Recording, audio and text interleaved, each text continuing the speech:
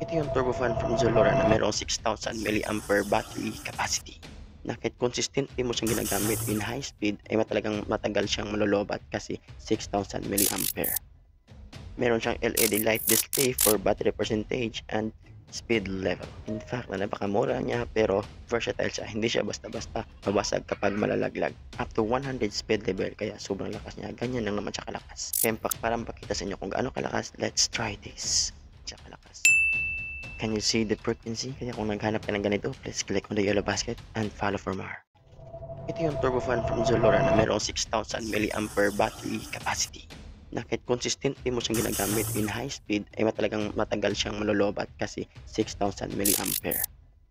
Meron siyang LED light display for battery percentage and speed level. In fact, na napakamura niya pero versatile siya. Hindi siya basta-basta mabasag kapag malalaglag. Up to 100 speed level kaya sobrang lakas niya. Ganyan lang naman siya kalakas. Kaya para makita sa inyo kung gaano kalakas, let's try this. Siya kalakas. Can you see the frequency? Kaya kung naghanap ka ng ganito, please click on the yellow basket and follow for more.